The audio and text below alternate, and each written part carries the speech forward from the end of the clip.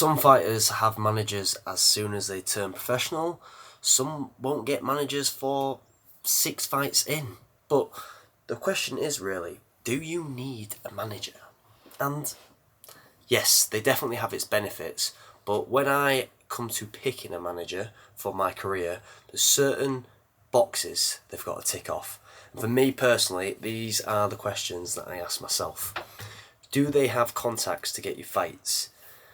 Fights for your end goal, and mainly, do they have Sean Shelby's number in their contacts? And if they don't have that, personally, I'm just not going to sign, because that's where I want to go, the UFC.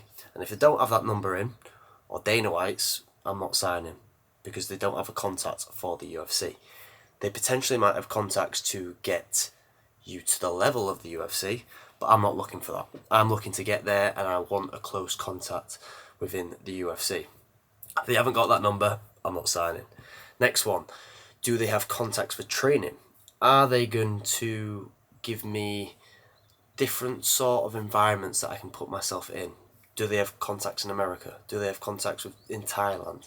Do they have other professional fighters on their roster that they can message and get me some good quality training with them? That's another little aspect I am going to look into. If they don't have the best line of fighters on their roster, it's not the end of the world, but do they have the contacts to get me good quality training if I've got a wrestler that I'm fighting? I've got to be doing loads of wrestling, Russian style wrestling. Do they have the contacts for me to go train with the Russians? If they don't have too many, it's going to affect my decision if I pick them as a manager. Next one. Now this one's more of a statement. I do not want my coach and my manager to be the same person. For me, I just don't want to do it. I believe the coach should be there for coaching and the manager should be there to manage. It's hard to do both at the same time. Next little bit is, do they know me? Or have they just messaged me randomly after a fight? Or have they seen me on social media?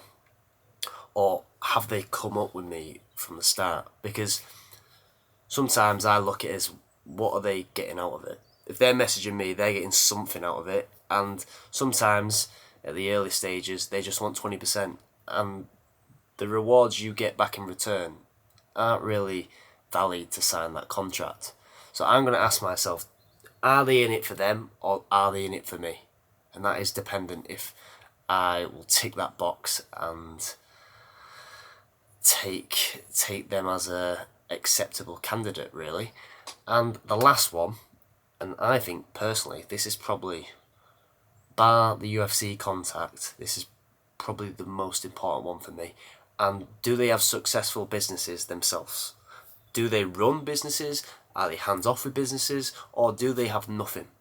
Because I want a manager to advise me on business ventures, to put me into a room where people are investing into good companies and good businesses and give me advice what to do with my money in the future. Because people fight, and there's many stories where they've spent all the money 5 years after they've retired and they've got no money left, and that is not anything that I would want to be doing. So for me, they have to be running successful businesses and have some sort of display that they've done it themselves. They've gone through the sacrifice, they've worked hard, they've grinded it out, and they've built some sort of business that they can now rely on, and it's working for them in the background. Because if they've done that, I know I can go to them for advice on ventures I want to do with my money and get my money working for me instead of me working for my money.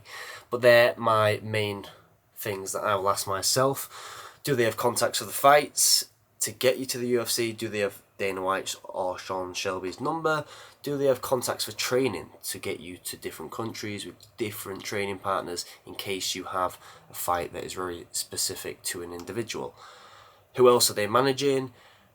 A statement, really, so it's on the other hand. I don't want a coach and a manager to be the same person. I want them different. Do they know me, or have they just messaged me randomly after a fight, or just see me on social media? And the last one is, what successful businesses does that manager have? And if they tick yes to all them, I would then consider them as a possible candidate to be a manager. But if they don't tick those boxes, for me, it's just not worth it, because I can get fights myself. I've got enough contacts to do so.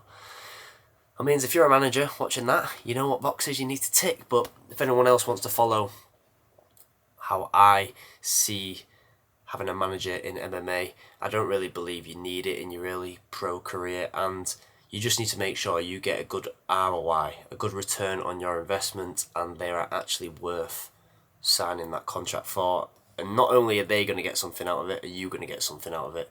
It needs to be a mutual agreement and a mutual business venture, because as they say, it is the entertainment business. It's not just about the fighting, and you need to think about the business when you are signing these contracts. But that's how we do things on there, because we're built different. I'll see you in the next one. Bish, bash, bosh, pow!